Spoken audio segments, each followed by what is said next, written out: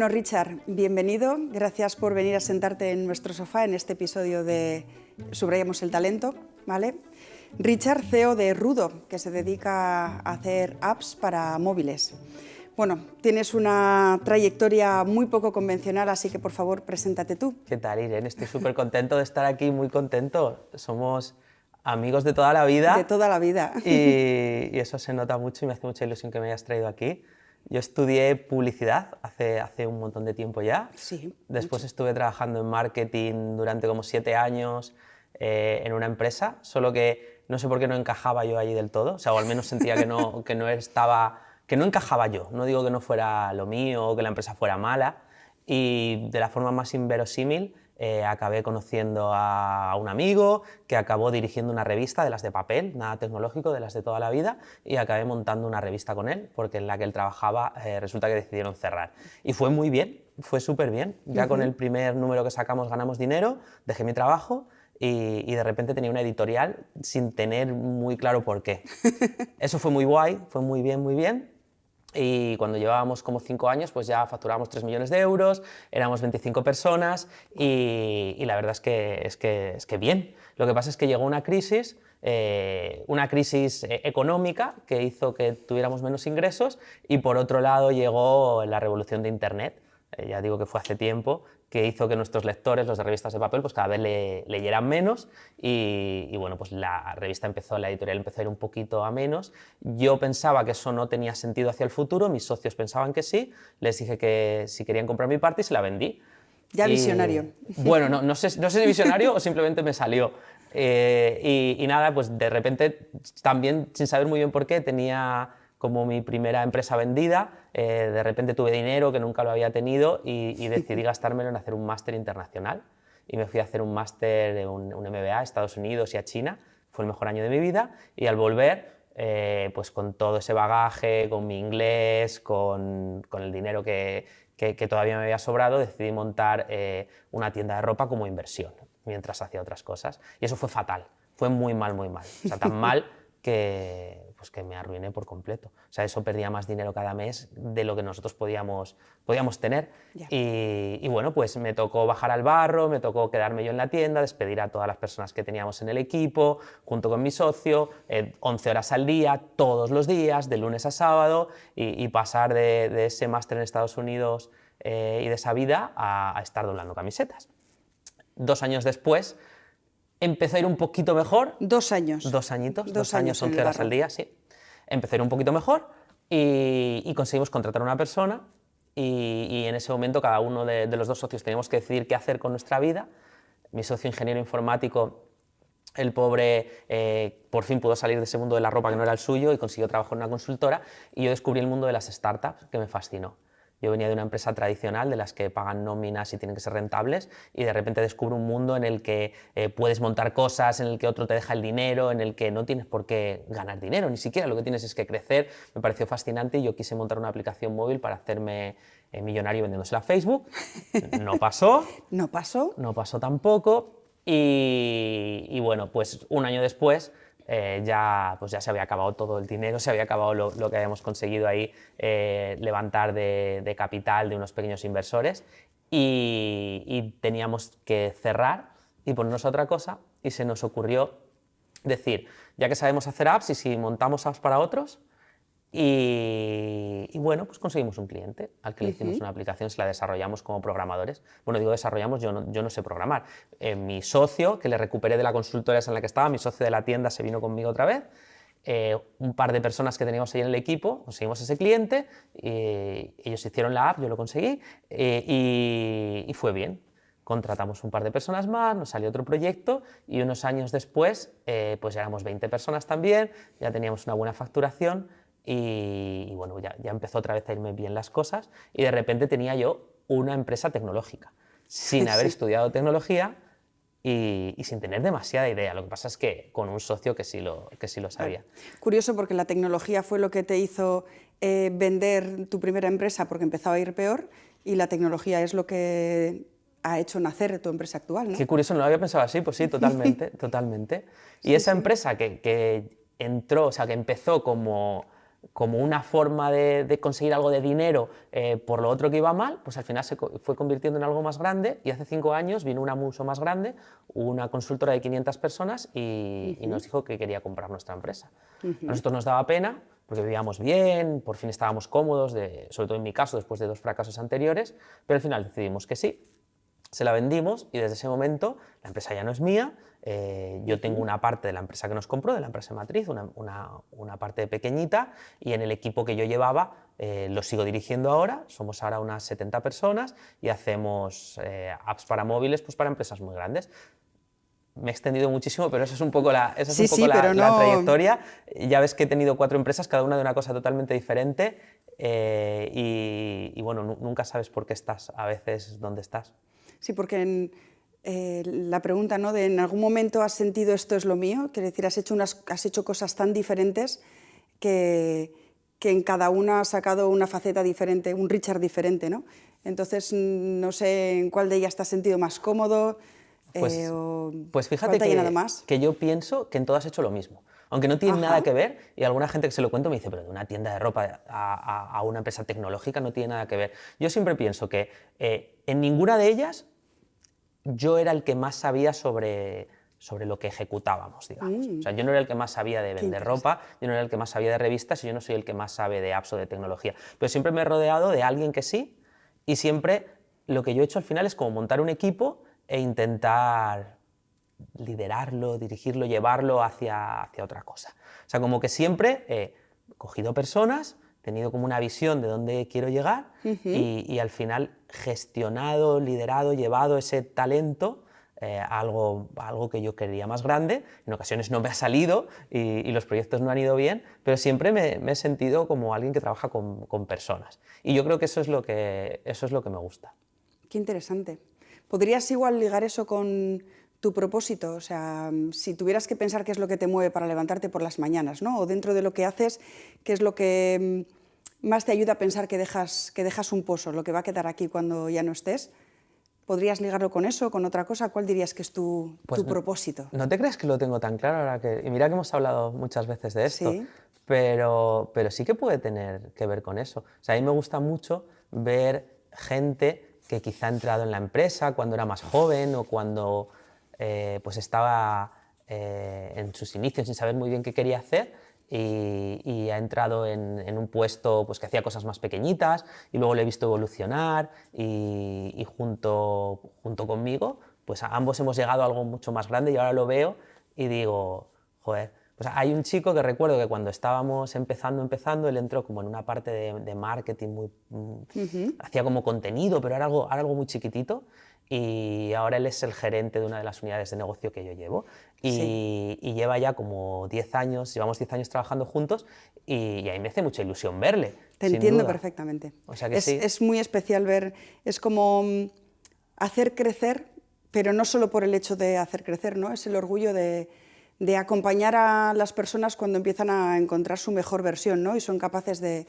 darlo todo y ver ese crecimiento que comparto contigo esa sensación, ¿no? Yo tengo gente en el equipo que lleva conmigo muchos años y ves lo que hacían al principio, lo que hacen ahora, la capacidad que tienen y dices, bueno, pues hay que seguir creciendo y remando para que sigan evolucionando y creciendo más. Sí, fíjate que los dos al final, después de tanto tiempo, trabajando en tecnología, ambos, y llevando empresas, y al final estamos haciendo lo mismo, pese a que tú has estudiado ingeniería y yo estudio publicidad. Nunca había pensado en esa vinculación tan clara, ¿no? Que hemos hecho siempre hablamos de lo que hacemos y tan diferente, pero que tiene tanto sentido. Al final es muy parecido. Antes has dicho el talento, ¿no? Que es un poco lo que has hablado del talento y es uno de los pilares de ITD-Tech. Nosotros conectamos talento e industria. Entonces, ¿tú cómo definirías el talento? Para ti, ¿qué es el talento? ¡Guau! ¡Qué pregunta más complicada! Muy complicada. Es una pregunta complicada, no tengo una respuesta tan clara. Yo creo que hay muchas teorías, tanto de qué es el talento como de la gestión, y yo creo que al final el talento son personas. Y que todas las teorías al final acaban siendo, o sea, acaban llevando a... es gente. normal, como tú, que tiene sus problemas, que tiene sus motivaciones, que admira a otros, que tiene sus miedos. Y para mí el talento pues es cómo trabajar con esa gente de la forma en la que tanto tú como ellos se encuentren más cómodos. De esa manera siempre todos van a trabajar mejor, van a ser más rentables y lo que quiero decir es que no sé si tengo una teoría sobre todas estas gestiones o una definición tan clara, pero a mí me parece que el sentido común tiene muchísimo que ver en eso. Yo no soy de los que tiene reglas estrictas para la gente, en el que tienen que haber horarios estrictos, en los que tiene que haber condiciones como para todos iguales, en las que tiene que haber niveles para las personas que pasen del nivel 1 al 2 cuando hayan hecho determinadas cosas. Yo creo que cada persona hay que tratarla como él mismo, de forma muy individual y usando mucho tiempo en hablar, en comunicación, en entender cómo se sienten, qué les pasa. Y yo creo que si estás rodeado de gente que confía en ti y tú confías en ellos, eso es el talento que tienes a tu alrededor y con eso es que vas a llegar a donde quieras.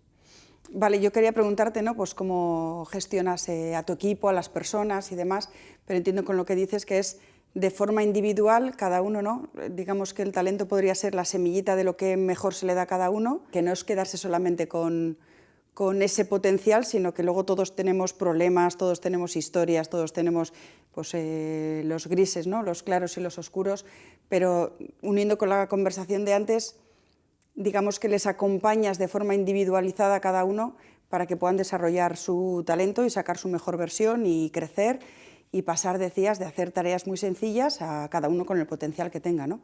Para mí Porque a es veces así. todo el mundo no quiere Llegar al mismo sitio. llegar al mismo sitio ni crecer. Sí, a mí no en me la gustan nada los dirección. sistemas rígidos que tienen las empresas grandes, aunque entiendo que son muy cómodos. O sea, es muchísimo más fácil poner a cada persona en una cajita. Tú estás en el nivel 3, sección B, que tiene una serie de condiciones y tiene una serie de deberes.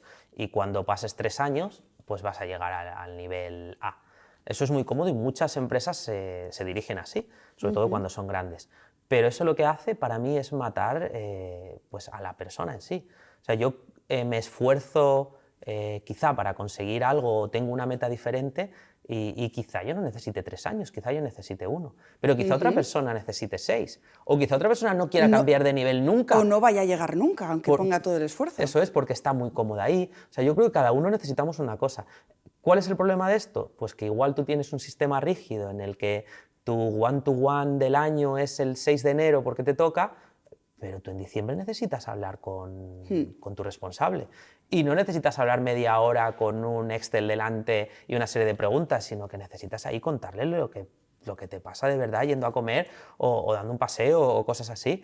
Y yo creo que eso es la forma de verdad en la que la gente está contenta y puede desarrollarse más. A mí es como Se me siente gusta al menos que escuchada. me traten, eso es. Que las personas se sienten escuchadas. Que entiendo que con un equipo en torno a 70 personas que has dicho, esto te lleva, es una gran dedicación, porque tanta gente de forma individualizada acompañando a cada uno en su medida tiene... Lleva tiempo, No pero estarás, sí. no estarás solo en esta tarea, No, ¿no? eso te iba a decir. Al final dicen, hay teorías por ahí que dicen que uno no puede llevar más de 7, 8, 9 personas. Bueno, Guau. no sé cuál es el número exactamente, pero de forma directa. Y yo creo que sí que tiene sentido, porque más de esas personas no puedes dedicarles el tiempo suficiente. Entonces, al final nosotros tenemos una estructura en la que hay pues, como mandos intermedios, por decirlo de alguna manera, o gerentes, que cada uno pues, lleva también pequeños equipos de 6-7 personas y de esa manera se les puede dedicar mucho más tiempo.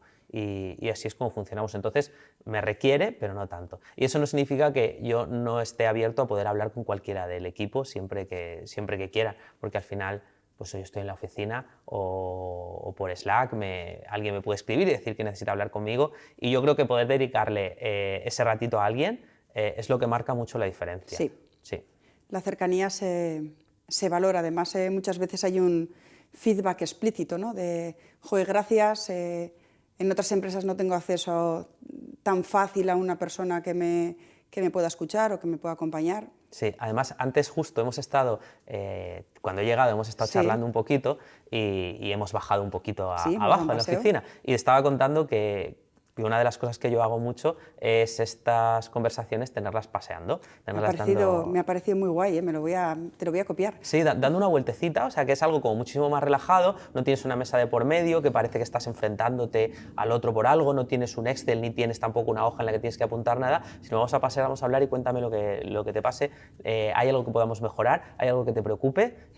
Sin que esté tan estructurada también la conversación, y de ahí salen muchísimas cosas, muchas mejoras también, que igual en otro ámbito pues alguien igual no quiere decir porque se siente pues más cohibido, pero si te estás paseando por ahí de forma pues eso, más relajadita. Sí, una mesa en una sala de reuniones es más corporativo y igual cohíbe más, ¿no? Y Claro. salir al aire libre a pasear pues puede hacer que nos sintamos más cómodos y podamos decir más cosas. Sí, y que alguien de tu equipo te acabe diciendo, oye, hay una cosa que a mí no me convence, que me gustaría mejorar. Igual tú no tenías ni idea de que eso pasaba o le preocupaba a alguien, y igual en otro ambiente no te lo había dicho. Sí, y que a veces lo ven y les parece tan evidente que no lo cuentan porque dicen, si esto ya lo veo yo, lo ve todo el mundo, ¿no? Y es importante el feedback. Eso es. Bueno, Richard, me ha encantado esta reflexión sobre el talento, muchas gracias. Pero ahora te voy a llevar a otro ámbito muy de IDTech también, que es la industria, ¿vale? Nosotros nos dedicamos a la ingeniería, trabajamos para empresas industriales y claro, aquí venimos a hablar de apps, ¿no? Y cuando pensamos en apps, pensamos en el móvil y en las apps que llevamos pues, para nuestro uso personal. Pero ¿estáis haciendo en Rudo o conoces aplicaciones que pueden llevar a cabo las empresas en sus procesos también pues, mediante una app para mejorar indicadores, producción? No sé, cuéntame. Sí, de hecho es súper habitual. O sea, hace tiempo se pensaba, como tú has dicho, que una app solo era quizá además algo muy de entretenimiento. Sí. O sea, se pensaba en un Instagram, en un TikTok, en cosas parecidas, pero la mayoría de las empresas grandes las utilizan en sus procesos y ahorran mucho tiempo. Cosas que nosotros hemos hecho, pues, por ejemplo, para una gran empresa energética, ellos tenían estos grandes campos donde tienen paneles solares que están dirigidos de una determinada manera hacia el sol. Algo así. Los huertos solares, sí. Bueno, pues las personas de mantenimiento que estaban por allí, hasta ese momento pues tenían que ir con un ordenador, pero cuando estás allí no es tan cómodo estar con el ordenador, pues para redirigirlos, para ver determinados indicadores de la producción que estaban teniendo. Para corregir el ángulo, por ejemplo. Sí, eso es. Y bueno, pues al final hicimos una app para todos ellos, que es una app que no está en las stores, no te puedes descargar, que es una app interna y que ellos la utilizan en su día a día. Pero hemos hecho muchísimas más cosas así. Por ejemplo, ahora estamos haciendo una para una gran cadena de distribución de bebidas. Sí. Hasta ahora pues también había muchos procesos manuales en eso. O sea, el típico señor que va al bar y le dice ¿cuántas cajas quieres de Coca-Cola?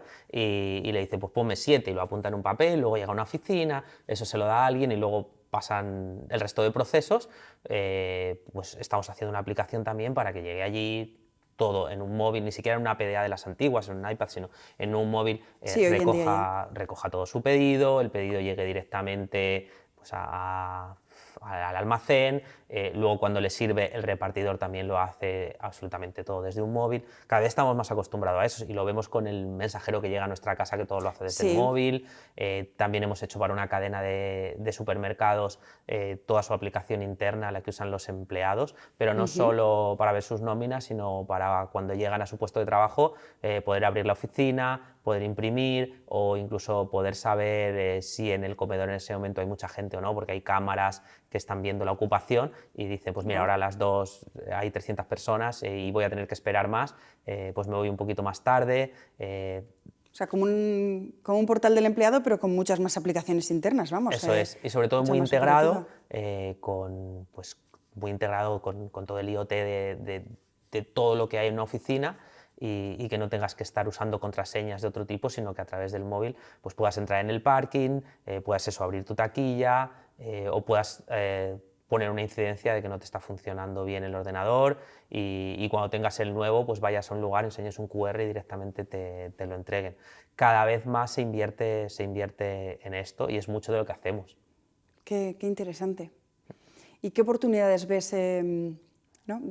por ejemplo, de cara al 2026, ¿no? Cuando las empresas se sientan y se empiezan a plantear bueno, pues los retos de este nuevo año?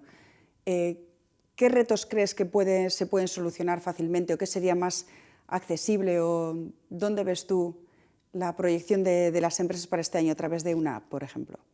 Las apps al final solo es como una interfaz más cómoda en movimiento eso ya lleva mucho tiempo, Sí.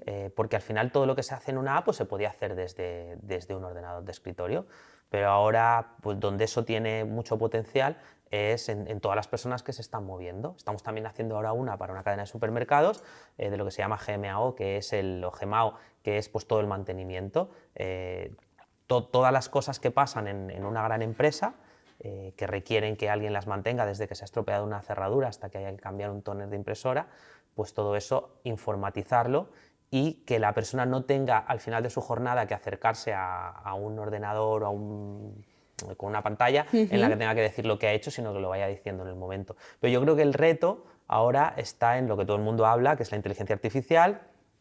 Todas las empresas están diciendo, ¿qué hago yo con inteligencia artificial? Muchas veces como que dices, quiero que me pongas un poquito de IA, pero ni siquiera sé en qué. Pues el entender en qué, el Sí. entender en qué procesos tienes que te los puede mejorar una IA, yo creo que ahí es donde está el reto. O sea, no tanto en la tecnología de cómo hacer lo que ya existe, sino en entender qué estás haciendo que lo puede hacer muchísimo mejor una inteligencia artificial. Y yo creo que esos profesionales, los que se pueden acercar a una empresa, entender todos sus procesos y ver dónde se puede no solo ahorrar costes, sino ahorrar mucho tiempo que se puede dedicar luego a otras cosas, creo que ahí es donde está el mayor reto. Y muchas de esas cosas se van a poder hacer desde una aplicación móvil, pero otras desde otro tipo de dispositivo. Sí, podríamos irnos a lo que son las aplicaciones de la inteligencia artificial en Industria 4.0, por ejemplo, el mantenimiento predictivo, y que se pudiera asociar con una app en el móvil, ¿no? Que si una máquina va a fallar o necesita cambiar un repuesto porque se está acabando, te llega una alerta al móvil Sí, y eso es. puedes... Al final es todo lo que se haga en movimiento. Nosotros ya estamos muy acostumbrados a hacer el ocio con el móvil y cada vez más se hace el trabajo también desde el móvil sin tener que estar sentado en una silla, en una mesa, que en muchos trabajos solo se hacía porque no tenías otro dispositivo desde el que ejecutar eso, pero no era necesario, porque tu día a día, el día a día del trabajo de muchas personas es estar en una fábrica o es estar en campo. Te voy a hacer otra pregunta difícil. Te voy a llevar unido con el talento también a la creatividad, ¿no? Estamos hablando, dices que al final el reto está ahí en las personas que sean capaces de entender el proceso donde puede ir la mejora. ¿Cuánto de importante crees que es la creatividad en pues todos los procesos de creación de apps, de programación, en el mundo de la ingeniería, en el mundo tecnológico en general? Para mí la creatividad es hacer las cosas diferentes de cómo se están haciendo, pero no diferentes peor, diferentes mejor. Ah, diferente. Eso es. Diferentes peor no es creatividad. Eso es. O sea, para mí lo creativo es llegar a un lugar, ver cómo estás haciendo algo y decir, vale, ¿y si esto lo hago yo de esta otra manera? Lo que pasa es que lo creativo tiene fallo. Claro. Porque al final cuando toda la vida se lleva haciendo de una manera, pues ya sabes que funciona. Y cuando viene alguien y se le ocurre una forma nueva, pues es probable que no funcione. Entonces yo creo que la creatividad solo tiene cabida en empresas que son un poquito valientes, que el fallo no está tan penado y también en ámbitos donde el fallo no haga grandes agujeros. ¿A qué me refiero? No puedes tener creatividad en un quirófano. En un quirófano tienes que ser perfecto. No puedes tener tanta creatividad quizá a la hora de fabricar una pieza de un avión. Pero sí que puedes tener la creatividad quizá en los procesos de cómo hacerlo. Y ahí yo sí creo que sí que es muy, muy importante, porque al final, probando cosas nuevas, es de donde salen las grandes innovaciones. Yo he trabajado tiempo en el mundo startup y en el mundo startup hay un concepto que se llama producto mínimo viable, que es algo que tú haces, que tiene las características, es un producto, un servicio que tú haces y que tiene las características mínimas para que pueda como funcionar o satisfacer al cliente que tú tengas o a la persona usuaria, y a mí eso me encanta. Me encanta probar cosas nuevas en el día a día de la empresa y creo que hay que fomentar en todas que eso se haga. Y que el fallo en eso, ya digo, que no sea algo tan malo. Sí, si una persona falla siempre, entonces sí, alguna vez tienes que acertar, pero el intentar que la gente siempre te esté diciendo nuevas formas de hacer las cosas con las que vayas a mejorar. Y elegir el ámbito donde se innova, ¿no? Con un impacto que pueda ser asumible en caso de error, ¿no? Eso es. Las pruebas con gaseosa, que se decía en el pueblo. Sí, pero si eso no se hace y si la creatividad no se fomenta en las empresas, te encuentras pues una empresa que lleva haciendo lo mismo durante 10 años. Y para mí eso es peligroso, porque lo que funcionaba hace 10 años quizá ya no funcione y porque hay mucha gente ahí haciendo cosas nuevas. Y ahora la IA ha cambiado muchas cosas. Si tú vas en una empresa ahora y no están haciendo nada de IA, se están quedando un poquito atrás para mí. Aunque todo lo que hagan funcione en ese momento, pero es que igual el año que viene, ¿no? Entonces yo creo que siempre hay que tener un 90% de seguridad y un 10% de creatividad, 90, al menos. 10.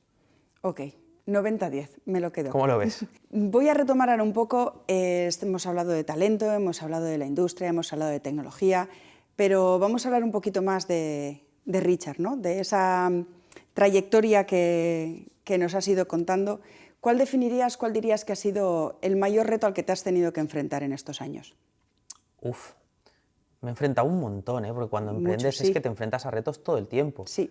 Pues quizá en el momento de la pandemia, que a nosotros nos iba muy bien previamente, que de hecho estábamos a punto de vender nuestra empresa a puntito, o sea, a puntito me refiero para firmar ya. Una venta, y de repente llega una pandemia mundial. O sea, es un reto grandecito. Es un reto. Y esa pandemia mundial, ¿qué hace? Una incertidumbre tremenda para todos, no solo para nosotros, sino pues para todos los posibles clientes que querían contratarnos el desarrollo de una aplicación, que en ese momento dicen, vamos a esperar un poco. Separa el mundo. Sí, y esto no solo nos pasa a nosotros, Claro. Estoy seguro de que pasaría aquí, estoy seguro de que pasó en todo. ¿Y qué reto te enfrentas ahí como empresario emprendedor? ¿Y qué hago yo ahora? ¿Y dónde me habían a mí preparado para esto? O sea, esto no estaba en mi MBA ni en ninguna formación.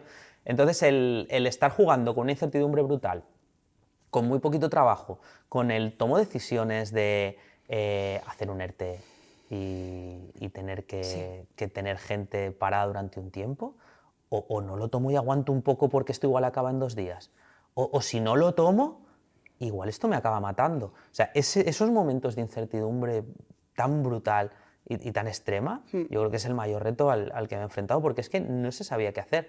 Y lo curioso es que nos hemos enfrentado todos. Todos. Absolutamente todos, y cada uno ha salido de una manera. Hay empresas que han salido bien paradas, hay empresas que han salido mal, pero no sabías cuál era la fórmula. Nos hemos enfrentado todos, y yo diría que todos con una sensación de soledad enorme, ¿no? Un montón de personas enfrentándose a lo mismo, pero todos sintiéndose solos ante el peligro. Además, desde comparto, casa. Suscribo cada una de tus palabras, sí. Sí, desde casa, con una sensación, pues sí, terrible de ansiedad, de qué hago, y el no poder ir a alguien, a un amigo en persona, darle un abrazo, decirle lo que te pasa, sino estar en casa con tu pantalla de ordenador diciendo esto lo tengo que sacar adelante, pero no sé ni cómo, eso sí, pues al fue muy principio duro. pensamos que iban a ser 2 semanas, que luego se empalmaban con la Semana Santa, y luego ya de repente todo empezó a evolucionar, sí. Sí, ha habido muchos retos, pero yo creo que ese es el que más me ha costado a mí. Sí. Has hecho un apunte, has dicho, al que tuve que enfrentarme como emprendedor empresario. Sí. ¿Es lo mismo emprendedor que empresario? ¿Qué diferencias? ¿Qué diferencias tenemos? O sea, para mí un emprendedor quizá es, en los momentos iniciales, el que crea cosas. Empresario yo creo que te vuelves una vez que ya lo has creado y ya lo estás gestionando de alguna manera. Lo que pasa es que en mi mente yo siempre soy emprendedor y nunca empresario, no sé por qué. Yo creo que la diferencia viene quizá un poquito de ahí. Al principio, cuando estás creando algo más nuevo, o sea, eso se usa mucho en el ámbito de las startups que contaba antes, en la que en general lo que estás creando además son modelos de negocio que ni siquiera existían. O sea, no estás montando... Ahí el 90-10 se invierte, es 90 de creatividad, ¿no? Y 10 de seguridad. O sea, te estás inventando algo totalmente nuevo. El que se inventó Airbnb, el que se inventó pues muchas empresas de este tipo, eso no existía antes. O sea, no pasaba el que tú, si querías ir a dormir a un lugar, dormías en casa de una persona. O sea, eso no tenía ningún sentido. Entonces, cuando estás inventándote eso, claro, yo ahí sí que creo que eres muy, muy emprendedor, no sabes ni por dónde vas. Hay otros negocios que tienen modelos de negocio que ya están probados y bueno, pues ahí va un poquito más de gestión. Pero yo creo que se mezcla en realidad. Se mezcla. Igual el emprendedor es de espíritu siempre, seguramente en tu 90-10 hay más 80-20 o 70-30, ¿no? Igual va un poco en esa línea. Sí, puede ser. Y con todo lo que has visto ahora, con todo lo que sabes ahora, ¿vale? Inventamos una máquina del tiempo, nos metemos en una cabina y te encuentras con el Richard de hace 30 años, no vamos a decir los que tenías. Sí. ¿qué le dirías? ¿Qué consejo le darías al Richard de hace 30 años? Wow. Son preguntas profundas y complejas, pero no, yo creo que sí que sé lo que le diría. Le diría que planee menos porque no tiene ni idea de lo que va a pasar. O sea, porque todos los planes que te haces, luego el mundo te los cambia. A veces para bien, a veces para mal. Y que yo creo que la mayoría de las personas, si les dicen hace 30 años dónde iban a estar en ese momento, no lo hubieran adivinado en la vida. O sea, yo no me hubiera imaginado en mi vida, estudiando lo que estudié, con la ambición que yo tenía y las cosas que quería, que iba a dirigir una empresa tecnológica. Ya. Y aquí estoy, y contento. Y yo creo que durante pues, la adolescencia uno se hace como muchos planes, ¿no? Como yo tengo que dar este paso, que este paso me va a llevar a este paso, tengo que estudiar aquí para luego conseguir esto, y al final yo creo que no va de eso. Va de ir aprovechando cada momento, estando más en el camino, o sea, esto es un poco manido, pero yo creo que es así, de ir aprovechando más cada momento, teniendo quizá una visión de lo que te gustaría ser o de dónde te gustaría llegar, pero menos de como una meta y más de como un camino, de yo quiero, o sea, creo que tiene más sentido una meta relacionada con yo quiero trabajar tranquilo, yo quiero poder dar un paseo por la tarde con mi hijo, mi perro o con mis amigos, yo quiero tener un trabajo pues que tenga una parte de creatividad o que tenga que ver con personas. Yo creo que eso sí que se puede conseguir más que decir yo voy a ser el mejor carpintero o lo que sea, porque no sabes a dónde te va a llevar el mundo. Yo creo que en eso las nuevas generaciones nos llevan ventaja porque sí se plantean ese tipo de cosas, ¿no? Que nosotros cuando estábamos en la adolescencia pues no te planteabas qué quiero ser, qué quiero estudiar y cuál va a ser mi carrera profesional pensando en el trabajo, ¿no? Sí, y yo creo que lo que puedes acertar más es en el estilo de vida que quieres tener, porque lo otro es que te lo va a llevar el mundo. Y yo creo que tienes que aprovechar cada momento, ser feliz en ese momento y ver dónde te llevará. Vale. Y nos metemos en la máquina del tiempo y ahora viajamos al futuro, ¿no? Sí. Miramos por una ventanita al futuro. ¿Cómo te gustaría ver el día de mañana el legado que deja Richard, ¿no? ¿Hacia dónde avanza tu camino profesional, lo que puedes aportar a la sociedad, lo que vas a dejar? ¿Qué te gustaría ver? ¿No? Mirar por un agujerito y decir, jo, qué bien que hice esto. Pues yo creo que personas que hayan estado trabajando conmigo y que después de haber estado conmigo hayan estado un poquito más felices. Yo creo que eso ya es muy chulo, ¿no? Eso es muy chulo. El decir, pues sí, el que alguien diga, mira, yo trabajé en la empresa de él o me acerqué a él en un determinado momento, fui proveedor, fui cliente o fui alumno o fue lo que sea y mira, pasé un momento agradable. Yo creo que eso es lo más bonito, ¿no? El haber hecho un poquito más feliz a alguna persona. A mí muchísimas personas me han hecho un poco más feliz después de asistir a una conferencia, después de trabajar con ellos o después de darme un paseo con ellos. Y yo creo que eso es lo más chulo. Nadie te va a recordar por el trabajo que has tenido, todo el mundo te va a recordar por lo que les has hecho sentir, al final, siempre dicen eso. Y muchas veces cuando estamos trabajando nos olvidamos y vamos muy con las personas, me refiero, ¿eh? Sí. O sea, yo creo que hay que ser muy serio en el trabajo, pero que a veces vamos demasiado a lo que tenemos que conseguir con las personas de alrededor. Demasiado al asunto. Sí, eso es, demasiado al asunto y nos olvidamos igual de cuidar a las personas, ¿no? Eso es. Y cuando pasan unos años nadie se va a acordar si llegaste al 10% de margen o al 9,5%, pero sí se van a acordar de ese momento que estaban contigo un día que te sentías mal y le diste un abrazo, algo así. Qué guay, qué chulo. Yo te voy a recordar así, ¿vale? Qué bien, qué bien.